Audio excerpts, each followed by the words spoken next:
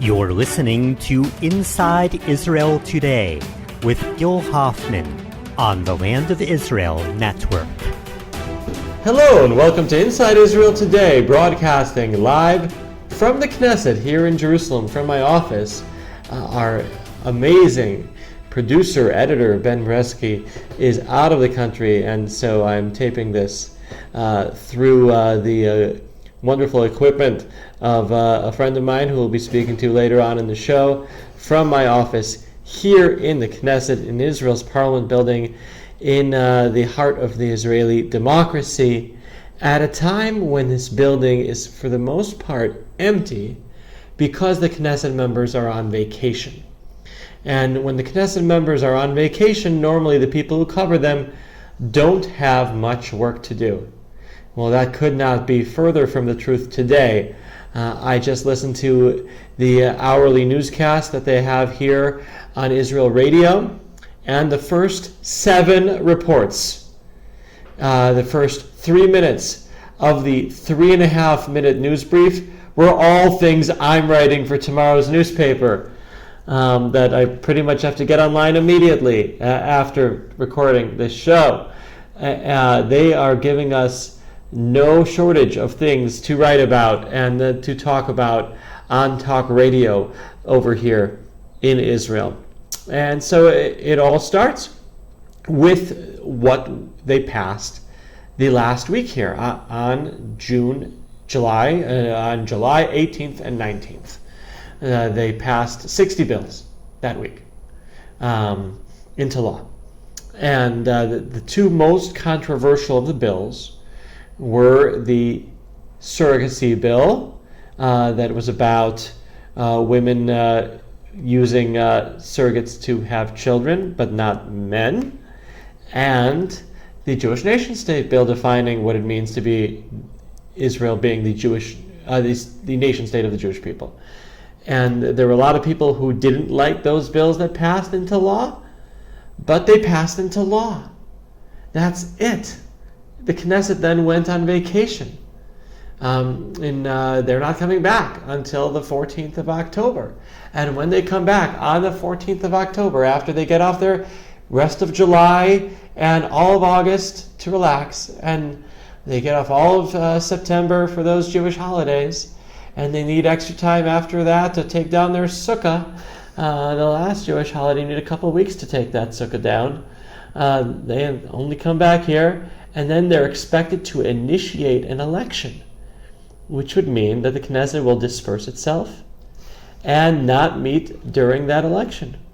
And then about a month afterward, they would meet for the first time, but the government won't be formed yet, so they can't really do anything other than swear themselves in.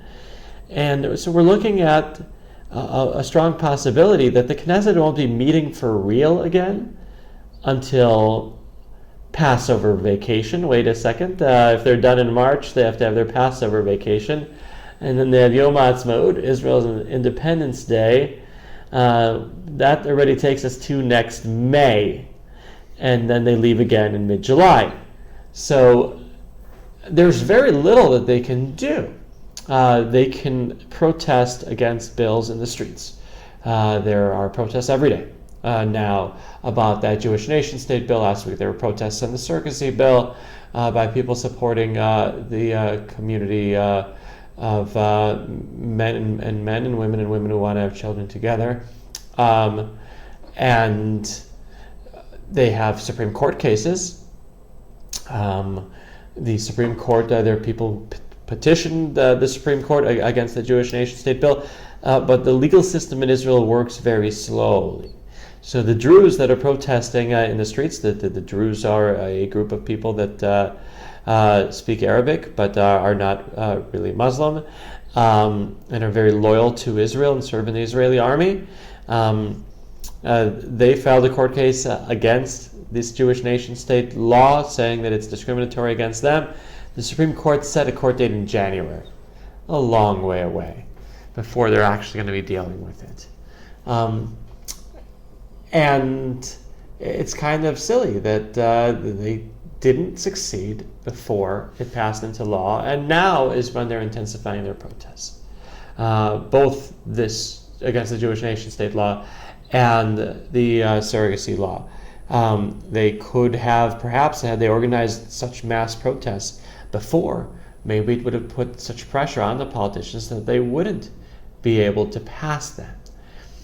And there are polls coming out today that indicate that actually a majority of the people of Israel support the Jewish nation state law. In the end of the day, it's not the most controversial law in the world, even though we do write controversial before it every time we put it in the paper. It could have been a lot more controversial.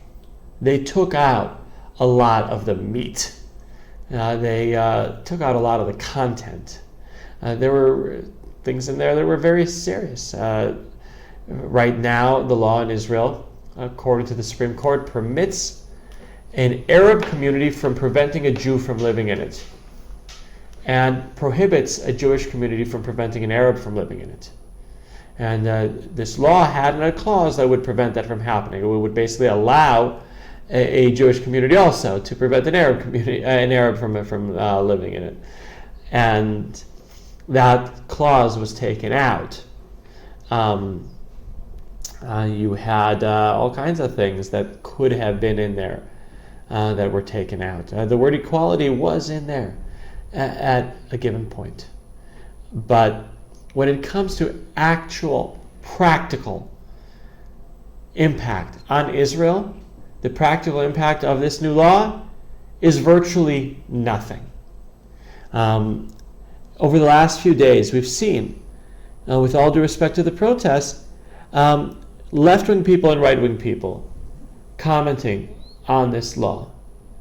And it's been fascinating for me to see that what they're saying is the same thing that I wrote the day after it passed. I had an article in the Jerusalem Post the day after it passed that I recommend that you Google, called Much Ado About a Jewish Nation State, in which I wrote that the practical impact would be next to nothing. And I thought when I'm writing this, you know what, maybe I'm wrong. Maybe someone on the right, maybe somebody on the left will find out that that's not true and write something completely different. Well, last Friday, Carolyn Glick in the Jerusalem Post, who is the right wing, unquestionably, on the Israeli political map, said the exact same thing. And on Sunday, I attended a briefing by the heads of the Israel Democracy Institute, which is a think tank. I think they call themselves a think and do tank, which is really seen as being the left end of the political map in Israel. Then maybe they'd be upset if I say that. And there they said that this bill is not a game changer, that it would have almost no impact. And I asked them, well, what does the almost mean? And the president of that think tank, Yochanan Plessner, former member of Knesset from the centrist Kadima party, said, well, if the Supreme Court has a different makeup in the future, then they would be able to use this law as an excuse to diminish equality. And I was worried when he was saying that he would hit his head on the ceiling, because he was jumping on a jump on a jump. Okay, so number one, he's assuming that Israel will ever have a right-wing Supreme Court. We've never had a right-wing majority in the Supreme Court. Now, Ayelet Shaked, the Justice Minister, is changing the court little by little.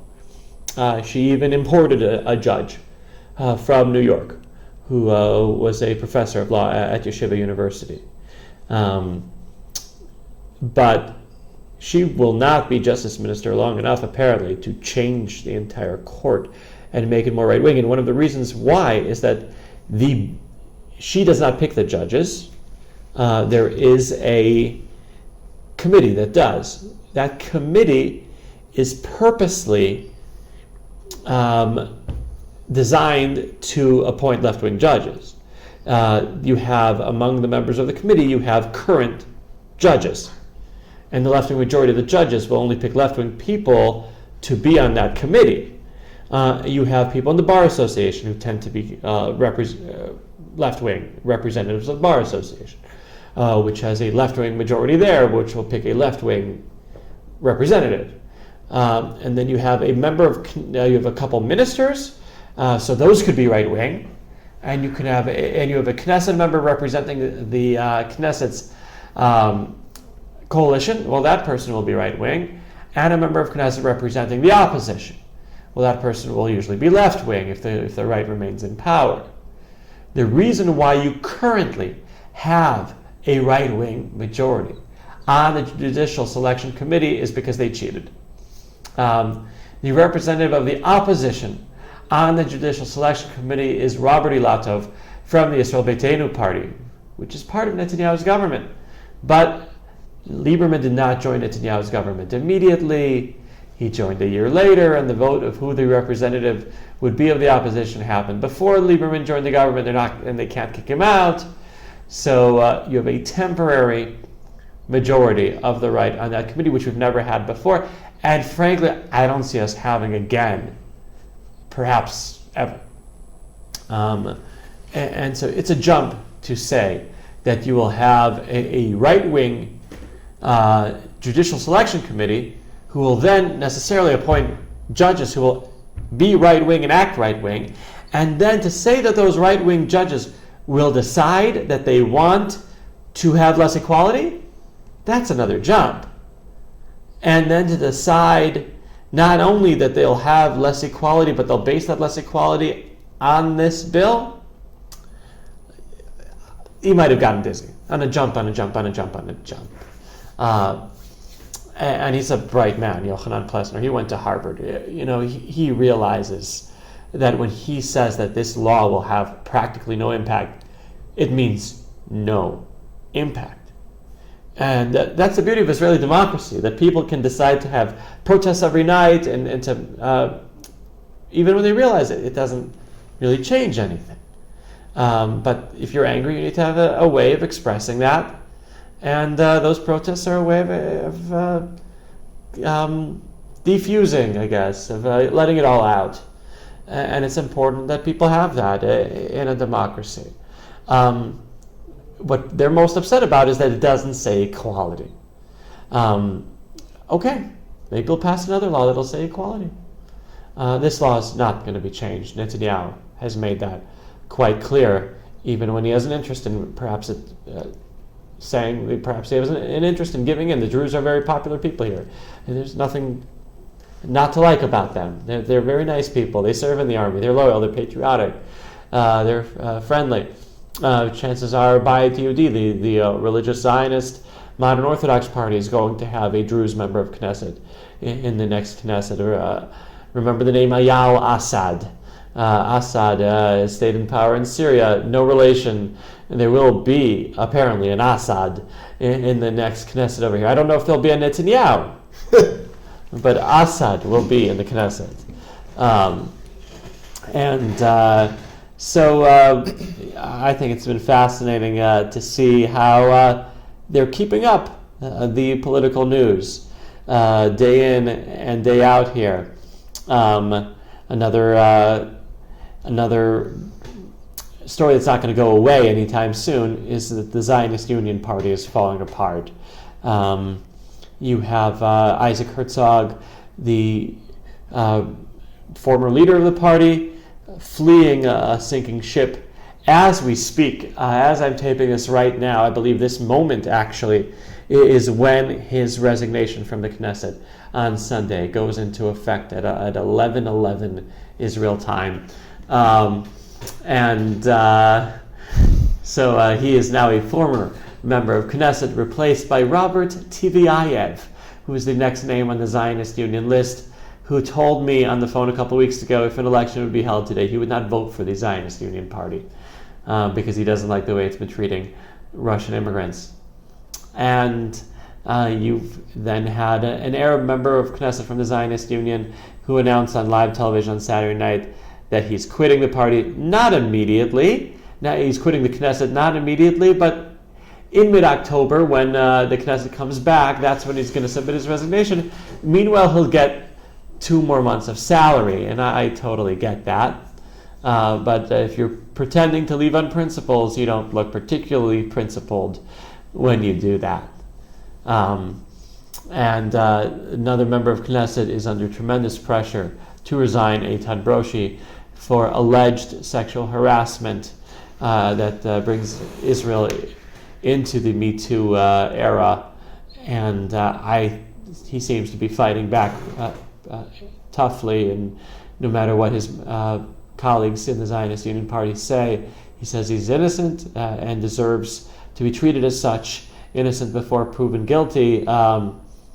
And while that innocent until proven guilty kind of has been going out the window in the Me Too era, he is demanding that, which has been an interesting story to write about as well. So we've got really never a dull moment over here in the Knesset, when it's supposed to be dull, ladies and gentlemen. Members of Knesset, hear me now. You can't hear me because I'm in the building, I'm in the Knesset, and you're not. But please, stop making so much noise. It's terrible. We're supposed to be relaxing at the beach and coming up with ridiculous headlines to fill up the paper in what's called in Hebrew onat hamelafifonim, cucumber season. I don't know where that idiom comes from, but no, we're filling up the paper with good hard news from this empty building day in and day out here, and also here on this radio show on Inside Israel Today, on the Land of Israel Network, on thelandofisrael.com. Now, while our very talented producer, editor, Mr. Ben Brusky is out of this country, we do not have the wonderful promos that we have dividing segments on shows, but I can tell you, please listen to the wonderful shows of my colleagues on the Land of Israel Network, Arin Jeremy, Josh Haston, Yishai Fleischer, Eve Harrow, Shlomo Katz. I'm probably leaving someone out, but it is what it is. Maybe Ben, when he comes back from vacation, will add the other name, whoever I forgot, and I'm sorry. But now pretend the promos are done, and now we're back for the second segment of the show, in which I'll be speaking here to my good friend Rabbi Ari Koretzky, who is the director of the program at the University of Maryland called Meor, which does outreach to Jews on a campus which, at least to me, seems to be one of the least problematic campuses for Jews and for Israel specifically in America. Have I gotten that right, Ari? Hi, Gil. Thanks for having me, first of all. Yes, I do think you've gotten that mostly correct. Maryland reportedly has around 6,000, 6,500 Jewish students, and they are the dominant majority when it comes to this kind of conflict or debate. That being said, there still is significant opposition. This past year, there was a BDS vote. Perhaps more accurately, it was a vote to decide whether there was going to be a vote. And there was a debate which had hundreds of people in attendance. Literally, students could not get in the door to attend the proceedings. And students spoke up.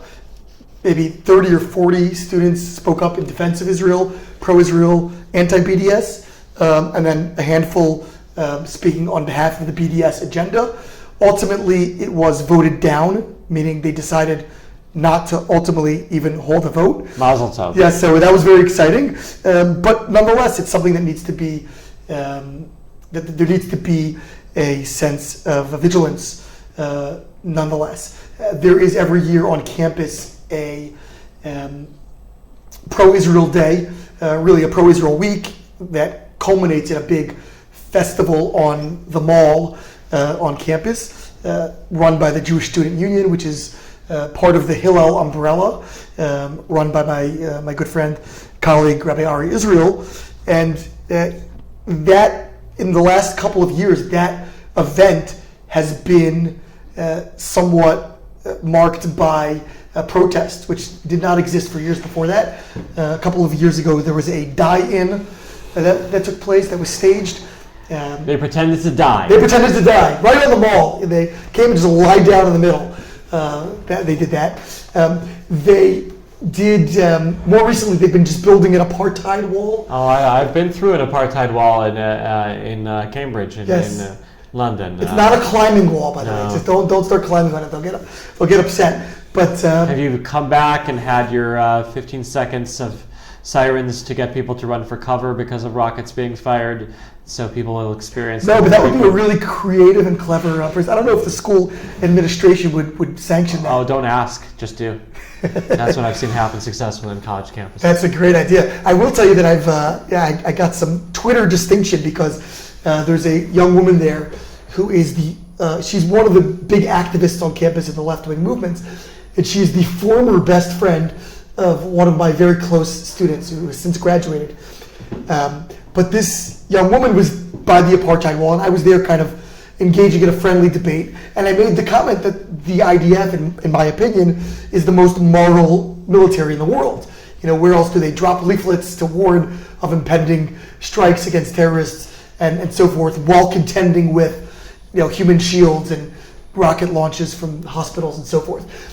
And so later that evening on Twitter, there was a picture, a meme with the person looking kind of completely exasperated, like, oh my gosh, and it said underneath, how I felt when Meor Rabbi told me that IDF is most moral in the world. So I had my 15 seconds there on Twitter with this wonderful activist who apparently is the leader of basically every activist movement on campus. So, and she herself is an Arab of I forgot her precise extraction. But anyway, it's eventful on campus, but thankfully not as eventful as some of the other, really I would say mainly liberal arts colleges and maybe some of the California campuses and places that are more active in that regard. Sure, but you never know when a campus is going to change. When I went to Northwestern, the only protest I remember in my entire 3 years there was called Take Back the Night.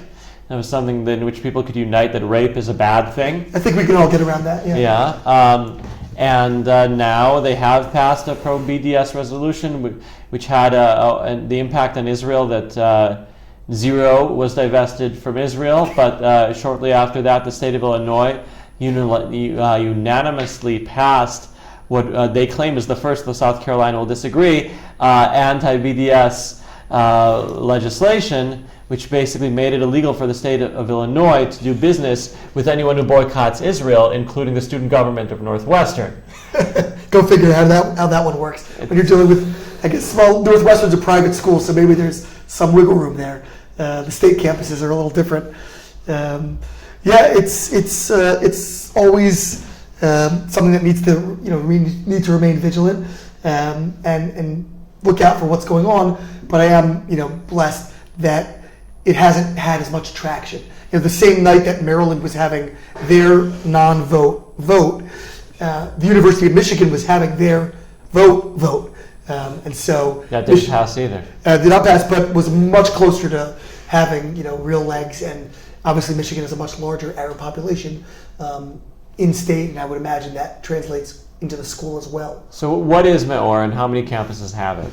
Meor is a Jewish outreach organization really focused primarily on education, giving students from the broadest spectrum of backgrounds sophisticated Jewish educational opportunities, the ability to really engage Judaism as mature young adults, and to really be able to question and explore in a comfortable, non-judgmental environment that is also rigorous and challenging at the same time. We're coming from a more traditional background and perspective, but the students themselves are not. So that makes for a really wonderful exchange of ideas and discussion and learning environment. We're on around 15 or 16 campuses around the country.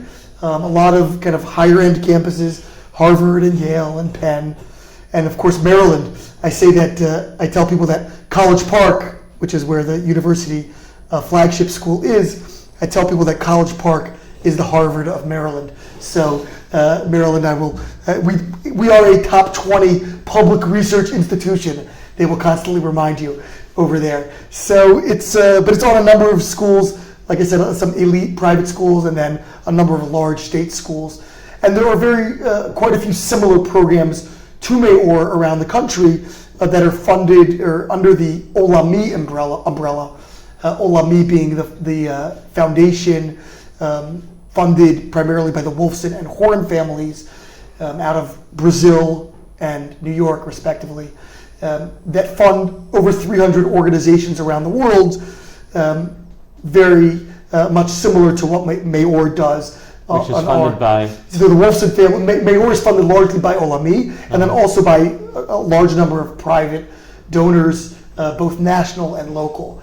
So Meor is the largest representative on college campuses within the Olami umbrella network, or their funding network. So there's a lot of Jewish organizational names to keep track of there. But and you also have a radio show. I also have a podcast, right? Otherwise there was a radio show, maybe here in Israel, and that's actually why I'm here in Israel for the couple weeks that I'm here. I am doing a live podcast tour for my podcast, which is called Jews You Should Know. Jews You Should Know is really a separate venture from my campus work, although it very much nicely dovetails with it.